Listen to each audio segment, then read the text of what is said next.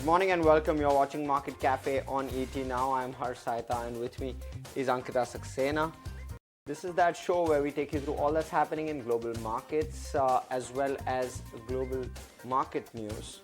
On top of that, we also cover all that's happening in Indian on the domestic front with regard to policy as well as specific company news. So we'll start off, we'll take it to Ankita. Ankita, talk to us about what global markets have been up to at least over the last day or so.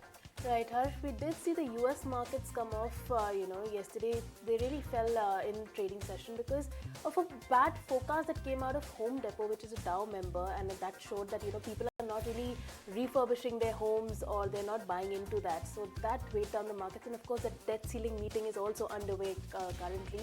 Stocks dipped as investors were digesting a lackluster forecast from Home Depot. Dow member Home Depot pulled back 2% after the retailer reported disappointing quarterly revenues and a cut in the full year guidance as consumers postponed their large home improvement projects. The Dow Jones Industrial Average was down 336 points, closed below its 50-day average for the first time since March the 30th. S&P 500 fell more than 0.5%. Nasdaq declined 0.1% in trade. Also, the April retail sales data that came out was weaker than expected, rising 0.4% last month. That was lower than the estimates of 0.8% increase. Now, also important news: Biden has been in talks with the Congress members for the debt ceiling, and he has clearly clarified that so far that the debt ceiling raising the debt ceiling is non-negotiable, and we will be discussing that into details going further. But let's look at the European markets also. The European stock markets closed lower. The Pan-European Stock 600 closed down 0.4% with most of the major bourses and sectors trading in the negative territory. Also, the Vodafone shares dropped 7% after it cut a record 11,000 jobs. DAX was down 0.1%, CSE was also down 0.1%, FTSE was down 0.3%. Also, the UK jobless data came out that showed a surprise tick higher, potentially easing inflation fears. European Union employment figures also showed more than 0.5% of a quarterly rise. So that's the sum of the global markets, Harsh. That's the handover that's coming in. Right, let's quickly take it to what crude is up to, and we after that Chinese data that came through yesterday as well as the US economic data, we saw crude withdraw a little bit. It's come off from the recent highs that it did clock. WTI is at $70.50 a barrel. We have Brent at $74.7 a barrel, at least at the moment. That's where we're at. And when we're looking at the trajectory of crude, we are seeing it cool off largely due to demand worries. But there's one more piece which is at play. In fact, we have the OPEC Plus, which is forecasting an additional 200,000 barrels per day of consumption in this calendar year, which means that consumption will go to 102 million barrels per day going into 2023 second quarter onwards. So, that's where demand side is concerned.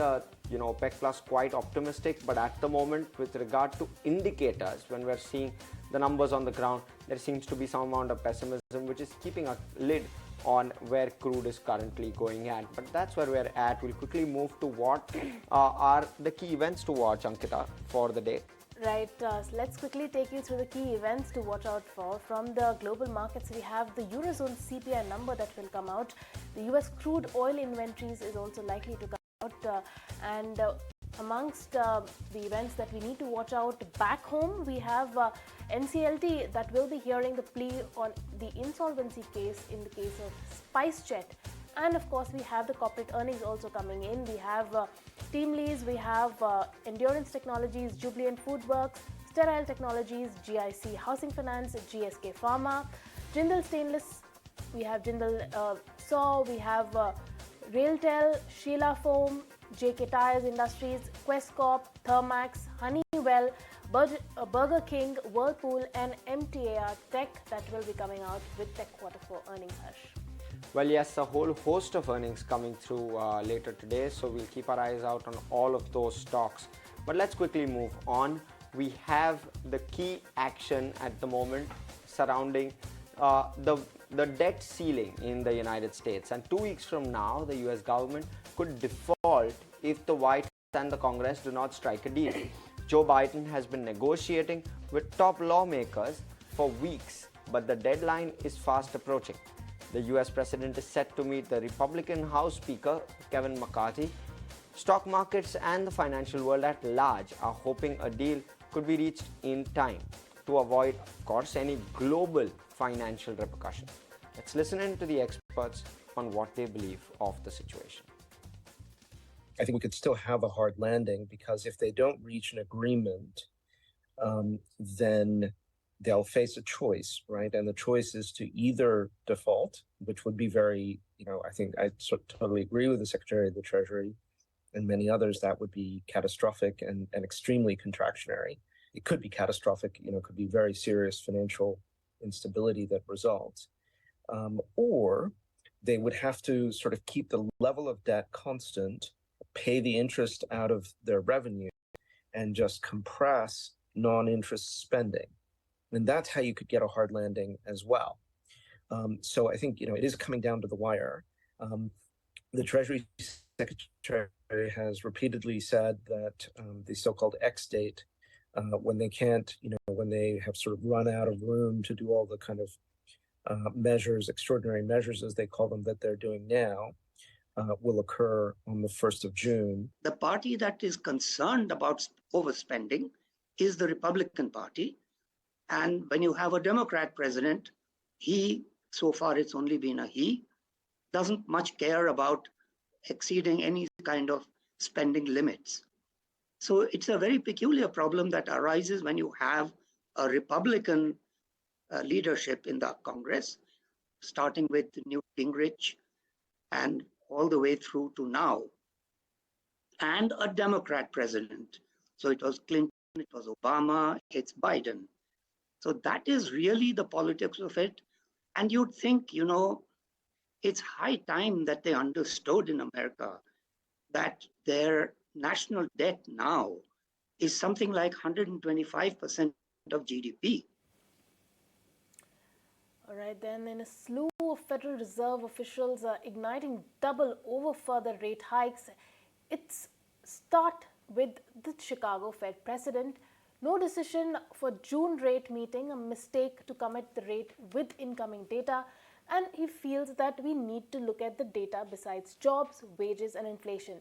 Also commenting was the last Fed president, who said that we need to offset the bank stress effects on policy and that the policies need to mitigate stability risks. He also said that the gradual policy adjustments can be helpful. While the New York Fed president said that the economy is facing unacceptably high inflation, the economy is starting to get back to more normal patterns sometime before the Fed action to impact the economy.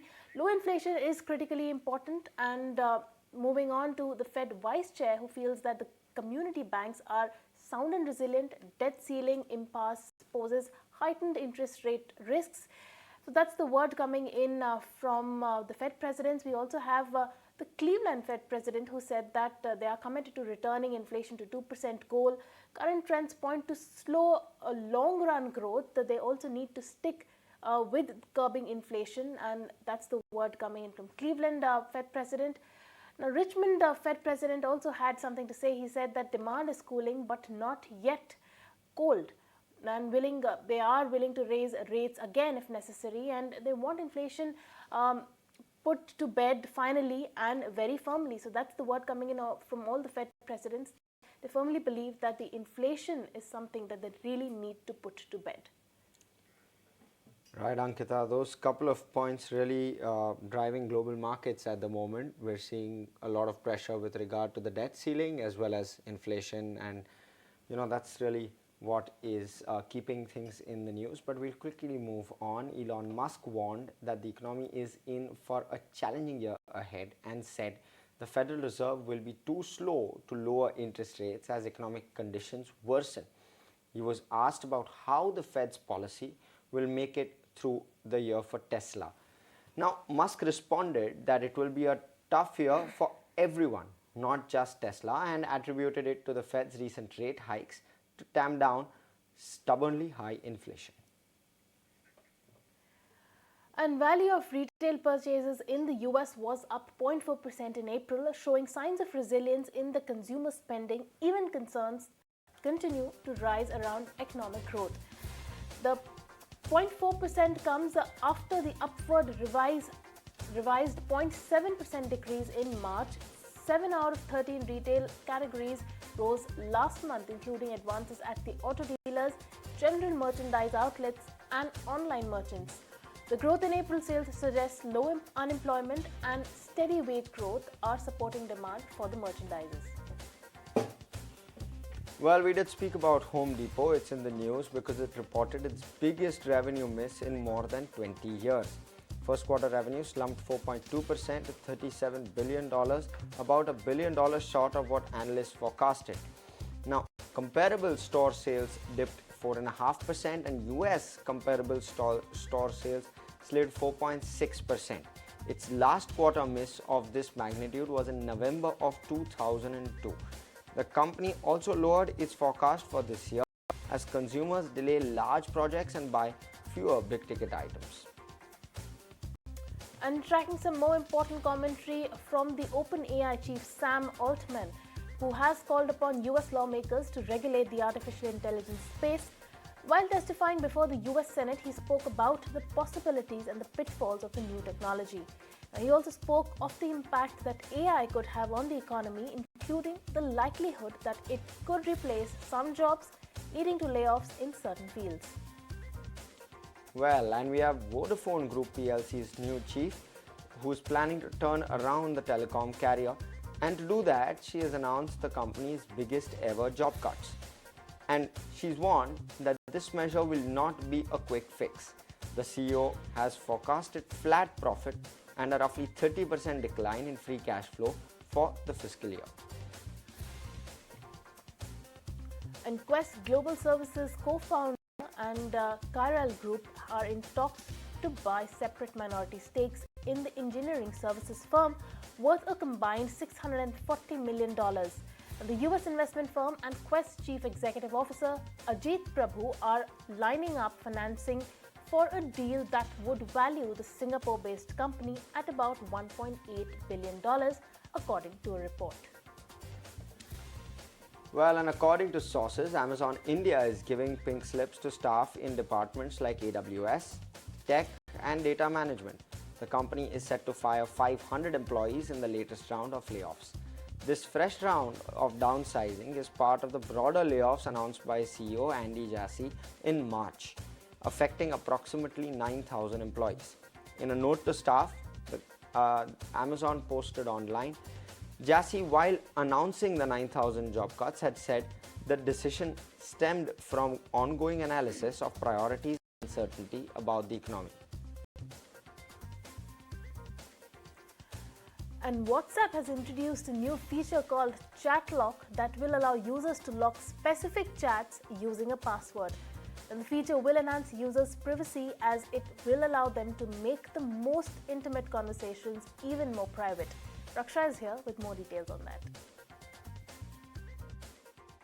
This is a new privacy feature joining an array of already released privacy features by WhatsApp because they want to ensure that they give you end-to-end encryption on text and especially give you an added feature just in case you want to keep some intimate conversations really private. So how this chat lock feature works is you go to any chat, whether it's one-to-one or a group chat, and you choose that all these chats will go to a separate folder now, which only you can access using your biometrics, which is a face ID or a fingerprint scanner or a numerical digital code. Now, how this helps you is that whether if you do not want a sender's name or the content of a message to come up and appear on a screen or on your screen or on your WhatsApp, just in case your phone is being used by multiple people, then you can now enable this feature. Now, this is extremely important, especially for our viewers right now, because WhatsApp, India forms the largest user base. Up to 400 million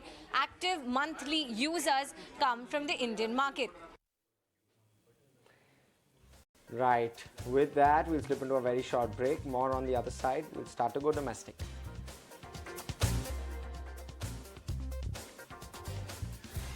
Welcome back. You're watching Market Cafe on ET Now. Let's quickly take you through what's happening in the Asian market basket.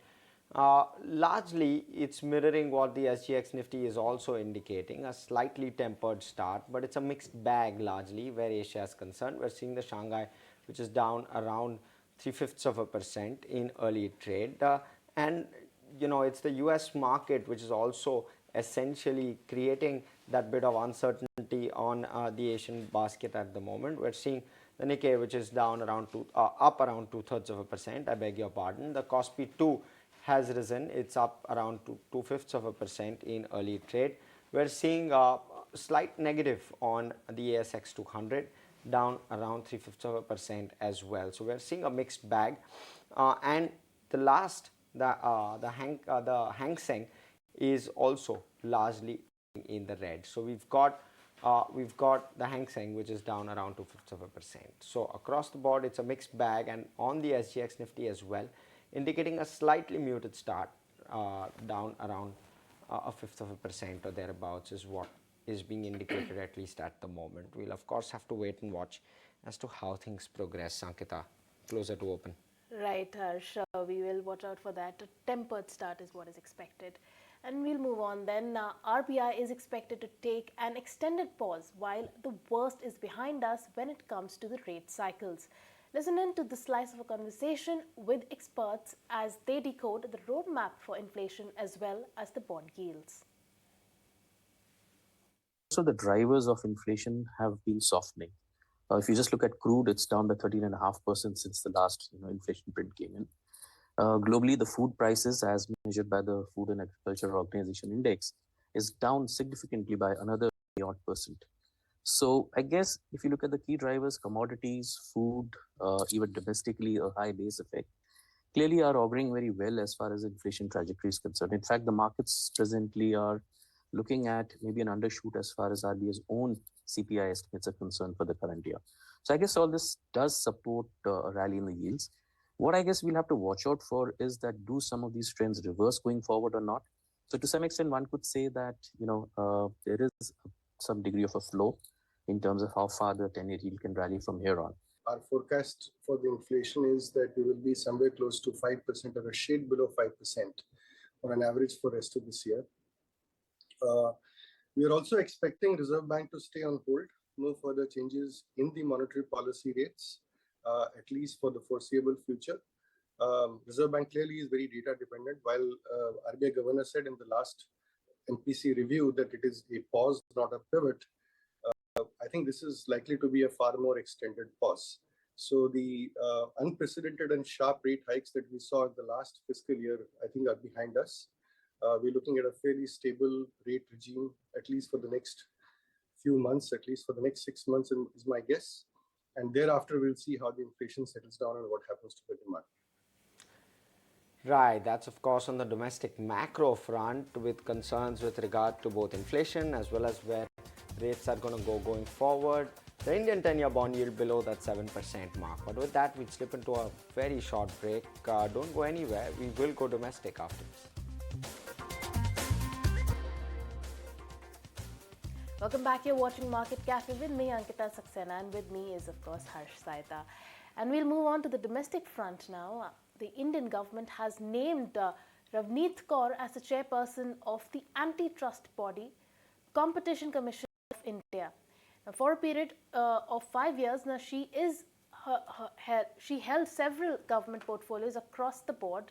Bhavya has more insights on the new CCI chairperson.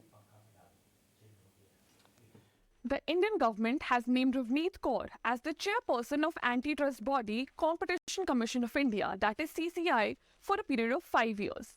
Since former chairman Ashok Kumar Gupta demitted office in October 2022, there has been no full-time chairperson of CCI. CCI member Sangeeta Verma has been acting as the chairperson since October 2022. Ravneet Kaur is a 1988 Punjab cadre IAS officer. Her appointment will be for a period of 5 years, or till the date of attaining 65 years of age, whichever is earlier, the official government order dated May 15 stated. Kaur will get a consolidated salary of rupees 4,50,000 per month without a house and a car. Before she was appointed the chairperson of CCI, Kaur held various other government positions in her career spanning over 2 decades. So let's take a look. She was the director at Department of Economic Affairs for 2 years from 2006 to 2008, after which she joined the Joint Secretary at the Department of Financial Services for 3.5 years from 2008 to 2011. Kaur served as the Principal Secretary of the Punjab government for 11 months from 2012 to 2013, following which she was the Principal Secretary Cabinet, Coordination and Parliamentary Affairs for the Punjab government for a little over 1 year from 2014 to 2015. In 2015, Kaur was appointed as the Joint Secretary, Department of Industrial Policy and Promotion, where she was responsible for industrial licensing for defence, aerospace and explosive sectors among a list of other responsibilities.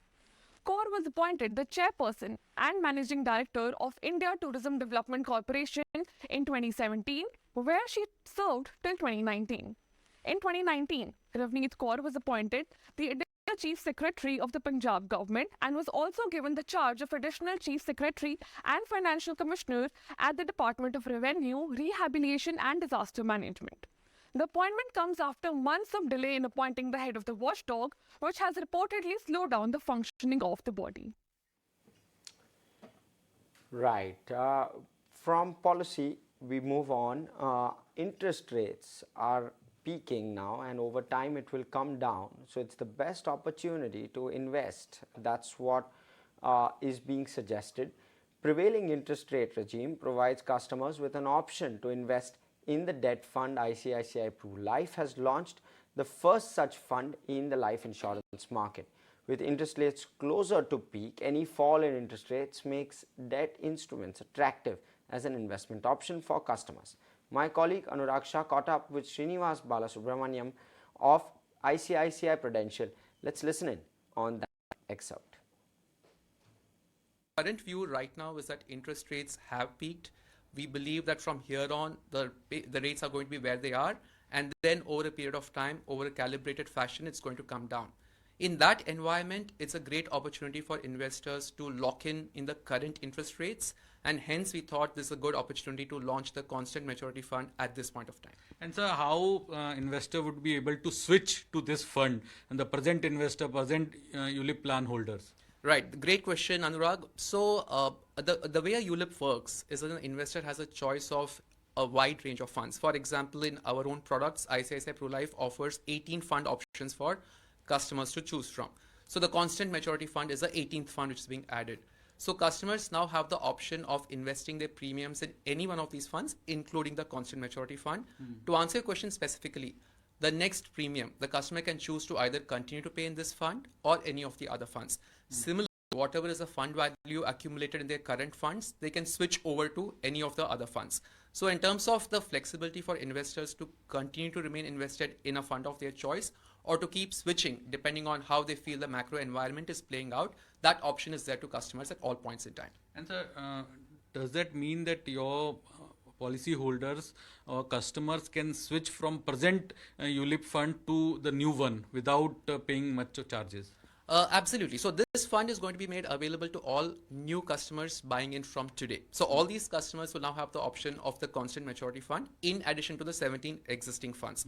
In future, these customers can choose to switch without any tax or cost impact, and it's a very, very frictionless process. So that's the way they can switch from a pure income fund to an equity fund or a balanced fund, depending on how they think the macro environment is going to play out.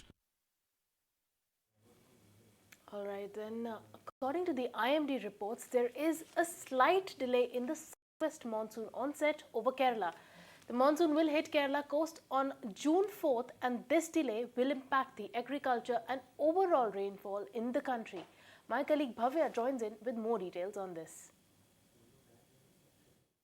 According to Indian Meteorological Department, we will see a slight delay in the onset of monsoon in Kerala this year.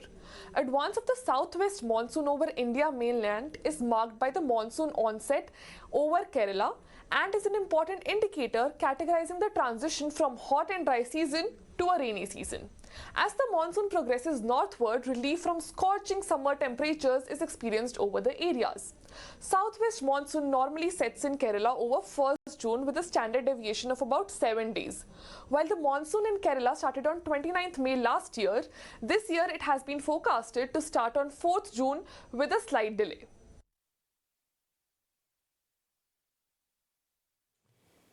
Right. Switching over, Reliance Retail and Adani Group have opted out from the race for future retail. ET now has learned from sources that 6 lesser-known companies have submitted the final resolution plan. Ankur Mishra is here with us with all of the details. Ankur, good morning.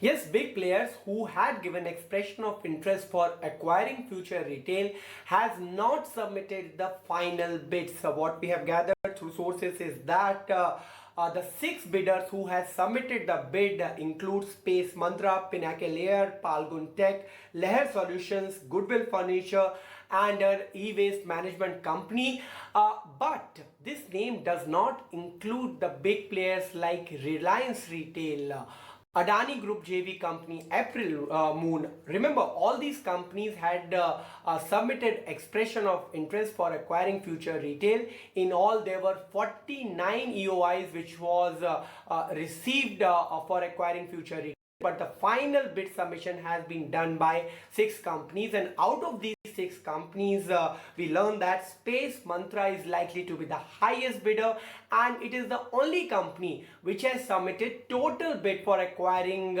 future retail, meaning rest all players have submitted the bids in parts. As far as the debt of the future retail is concerned, it is around rupees 20,000 crore. And Union Bank of India, Bank of Baroda has an exposure of over rupees 1,700 crore. Similarly, Central Bank of India has an exposure of rupees 1,000 crore towards future retail. Now we need to wait and see whether lenders pick a H1 bidder out of these bids or they go for another round. Alright, then the Finance Ministry recently amended the money laundering rules to incorporate more disclosures for non-governmental organizations by reporting entities, financial institutions, banking companies or intermediaries. Now, we spoke with the members of the Bar Council and the ICAI to understand what this would mean in terms of disclosures and regulatory progress. When it comes to money laundering, I would say that people, especially the chartered accountants, they have their position in terms of financial management is so important that knowingly or unknowingly they have become a part of what they later find out to be a process of money laundering. So in order to protect, I would say, the honest chartered accountants who have been a part of the nation building, these compliances have been brought about so that at no point in time a chartered accountant or the other 2 categories of people are caught off guard, to say that if we would have known, perhaps we would not have let these transactions happen. When the constitutional validity of the provisions of PMLA was put to challenge before the Supreme Court, the government of India sought to defend the constitutional validity primarily on the count saying that, look, money laundering as an offense travels beyond the borders of a particular country. And therefore, unless and until there is a concerted effort that is put into curbing this particular menace, it may not be effective, I would say. So in order to make the compliances that already existed, I would say the government has rightly brought in these regulations. No, you cannot do these transactions, many of these transactions, without the help of the legal professionals. You have to weave them around the legal framework, and you need the assistance. Now, that assistance would certainly might mean also that you are helping to prevent, helping in prevention of PMLA, or in terms of conversion of untainted money into untainted money. So I do believe the FATF, it would depend to what extent the FATF, forces its recommendations, and also to what extent the role of the legal professionals in these transactions comes to the force.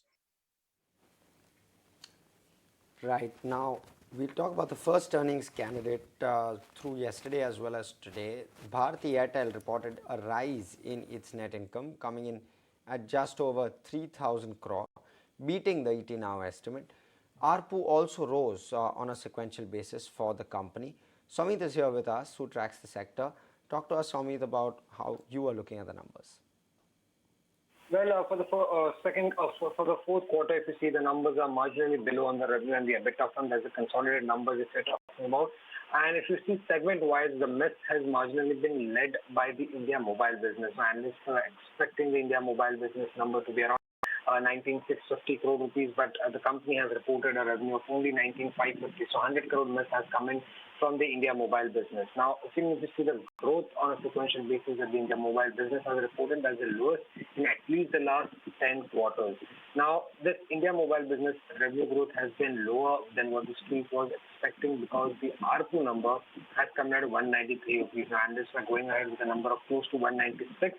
But this number has been literally flat compared to what it was in the previous quarter at 193 rupees. Now, this miss could be because the entire benefit of the hike in the minimum recharge plans that the company had taken in the fourth quarter has not been realized. And that's the reason this miss could have come for the company in the fourth quarter. Apart from this, if you see the broadband business and the enterprise business, the numbers are pretty much in line with what the street was expecting, and robust growth has been recorded by the company in both the fronts. DTH business, as expected, there has been a decline on a sequential basis of around 1.5%, but the number is pretty much in line with what the street was expecting. So overall, if you see, the numbers are marginally below than what the street was expecting, and this is largely led by the India mobile. All right, then we also have some brokerage notes coming in for Bharti Airtel after their quarter numbers. Let's quickly go across and see what the brokerage notes are saying. Now, first up is Credit Suisse that has maintained an outperform on the stock with a target price of 950 rupees per share. Now, they feel that the results were broadly in line, and the Indian mobile revenue grew by 1% on a quarter-on-quarter basis, led primarily by the subscribers. Now, growth in subscribers is what all the brokerage notes are talking about. They also felt that the home broadband growth was robust at 6% on a sequential basis. However, the weakness really came in the DTH business, and that has been continuing for a while now. So on the back of that, Credit Suisse has maintained an outperform on the stock. Jefferies has maintained a buy with the target price of 900 rupees per share. Now, they feel that the revenue and EBITDA were in line, and the profits, of course, were ahead of the estimates. They feel that strong 4G and postpaid subscribers were the reason why there was a growth in the profits. And like I mentioned, growth in the subscriber base is something that all the brokerage notes are mentioning. They also saw growth in home and enterprise business that remains very, very strong for the company. And finally, we have Morgan Stanley that has maintained an overweight with a target price of 860 rupees per share. They feel that the company has missed out slightly on the EBITDA, but they see strong traction in the 4G and postpaid subscriber base, as I mentioned earlier, and they feel that the incremental margins in India wireless business still remains very resilient. So those are the brokerage notes saying on Bharti Airtel. Right. All focus on Bharti Airtel, of course, today. Solid set, but nonetheless not the best. At least that's the way we're looking at it. Let's slip into a very short break, of course. More on the other side. The stocks that will be in focus on the back of earnings and otherwise, and for that we have Ansh who is going to give us all the lowdown, all the stocks that will be a buzz in trade, and we need to keep an eye out on. Ansh, take it away. Yeah. Hi, good morning. So Tata Consumer will be the first stock in focus for today's trading session on the back of termination of GDR program and subsequent delisting from the London Stock Exchange and Luxembourg Stock Exchange. Apart from this, BPCL will also be in focus as the company will be investing $6.3 billion on refinery expansion. The board of directors has also approved Bina refinery project worth rupees 49,000 crore. JK Lakshmi Cement will also be in focus as the company has said to the exchanges that they will be holding a board meeting on 19th May to consider raising of funds. In terms of earnings, JK Paper reported decent revenue growth of 4.6%, but the PAT has declined by a significant 15%. Jindal Steel shows a moderate decline in revenue of 4.5% on year-on-year basis at 13,692 crores. On the other hand, Redington has reported an impressive revenue growth of 26.3% on year-on-year basis, and the net profit has increased by 7.8% to 120 crores. So keep an eye on these stocks. Right. Thanks so much for that, Ansh. And it also seems the COVID-led retail investor boom is winning out.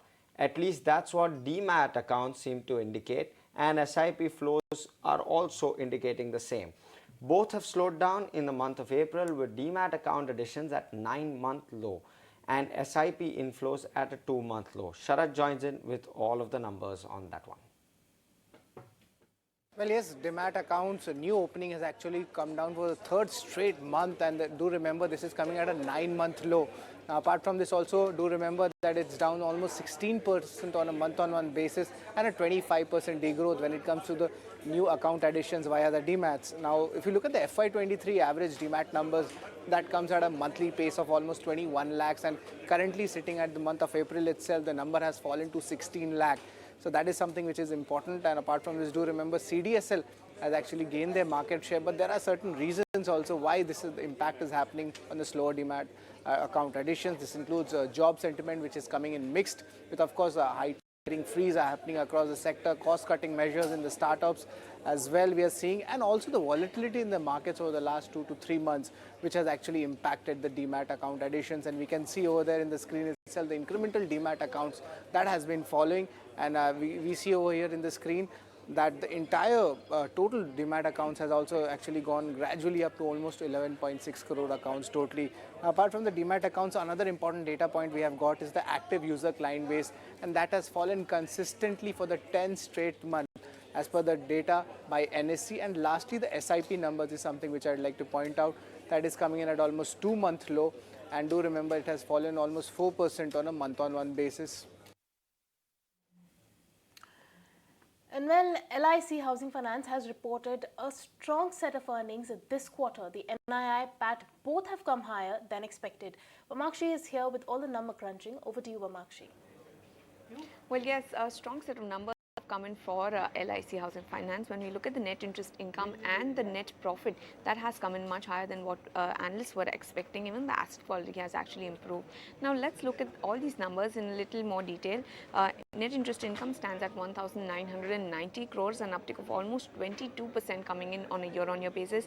In fact, the calculated NIMs as per CLSA are at 2.9%, and this in fact is the highest that the company has seen in the last 24 quarters.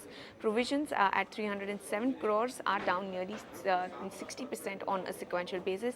So overall, driven by a healthy NII growth, a decline in cost to income ratio, as well as lower credit cost, net profit stands at 1,180 crores, an uptick of almost 6% that has come in on a year-on-year basis. Asset quality has also improved sequentially from 4.76% to 4.41% as far as the GNPA is concerned on a sequential basis. Now, when we look at the company's valuations as well, the industry average is at around 1.8 times, but LIC Housing Finance valuation is at 0.9 times. So compared to the industry, the stock is actually trading at a discount. Now, apart from that, we also had a few brokerage notes that came in. Now, most of these brokerages are appearing to be quite positive on the numbers. CLSA and Jefferies has maintained its buy rating, whereas CLSA has in fact hiked their target price from 520 to 550 per share. Brokerages are highlighting that this is a big beat that has come in after 2 consecutive quarters of miss, and in fact, we will be watching out for the management commentary that will come in as far as the movement or in loans is concerned, as well as the borrowing costs.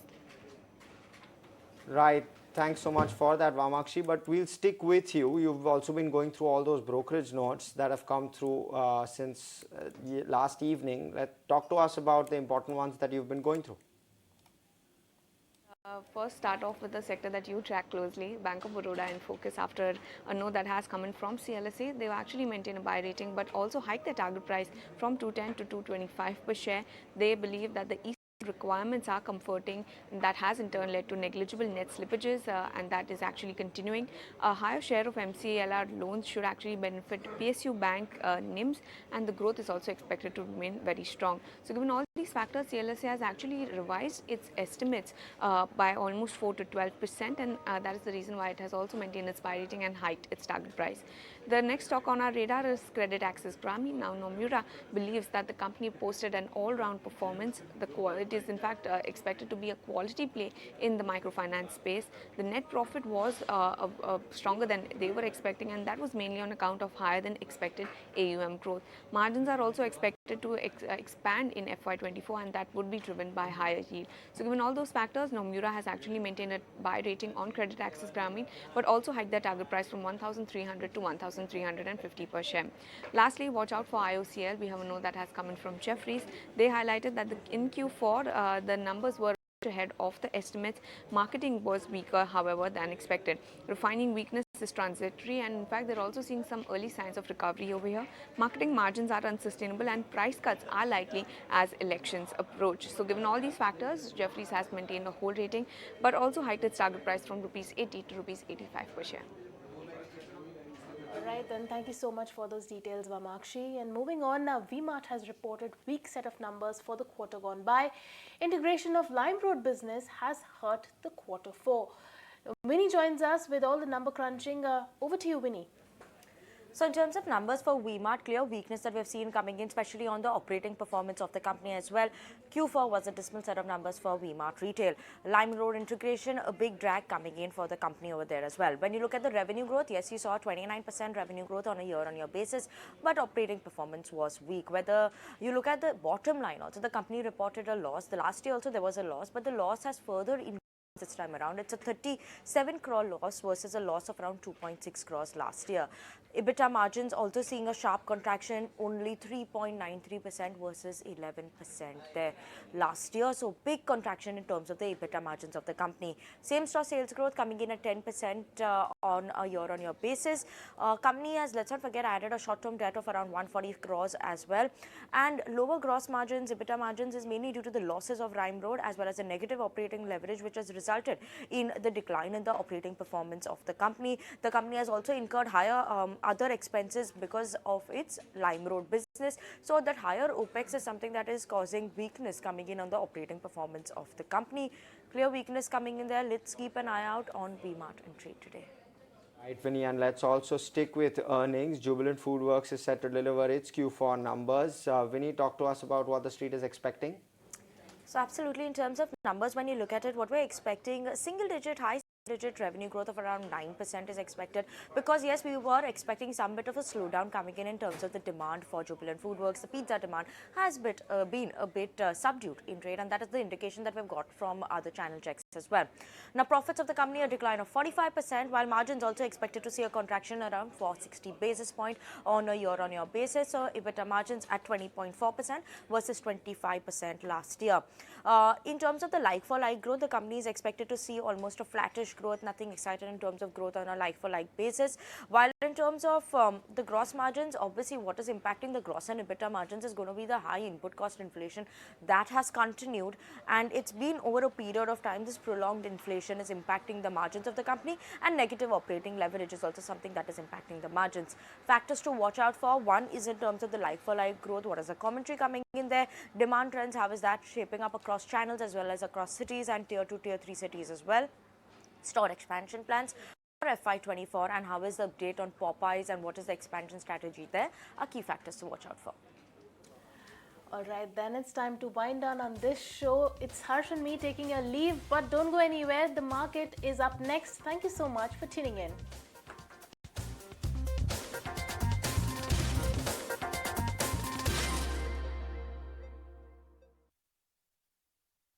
Sir आप घर पे hotel